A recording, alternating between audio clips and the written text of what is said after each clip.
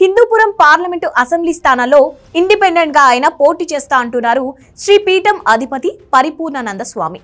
BJP నుంచి ticket వస్తుందని ఆశించిన ఆయనకు నిరాశే ఎదురైంది.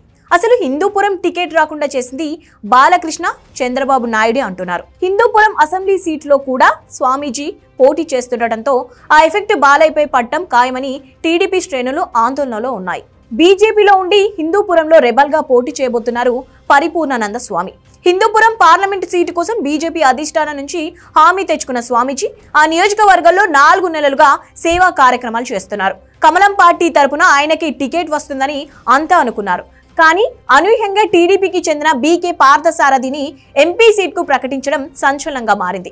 పరిపూర్ణానందకు టికెట్ రాకుండా అడ్డుపడింది నటుడు, హిందూపురం ఎమ్మెల్యే బాలకృష్ణనట. హిందూపురంలో మైనార్టీ ఓట్లు 60,000 దాకా ఉన్నాయి. బీజేపీకి టికెట్ ఇస్తే మైనార్టీ ఓట్లు పడవని, అందువల్ల ఆ సీటు గెలవడం కష్టమని బాలకృష్ణ టీడీపీ అధినేత చంద్రబాబుకు చెప్పారట. ఈ ఇద్దరి ఒత్తిడితోనే తనకు బీజేపీ పార్లమెంట్ టికెట్ రాలేదన్నారు స్వామీజీ. తనకు పార్టీ టికెట్ ఇవ్వకపోయినా ఇండిపెండెంట్ గా ఆయన బరిలోకి దిగుతానని అంటున్నారు.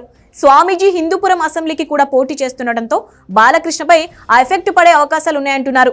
స్వామీజీ 2 స్థానాలు బరిలో ఉంటే ఎవరికి సపోర్ట్ చేయాలా అని టీడీపీ, బీజేపీ, జనసేన నేతలు డైలమాలో పడ్డారు. మరి పరిపూర్ణానందని బీజేపీ అధిష్టానం బుజ్జగించి పోటీ నుంచి తప్పిస్తుందా, ఏ నిర్ణయం తీసుకుంటుందో చూడాలి మరి.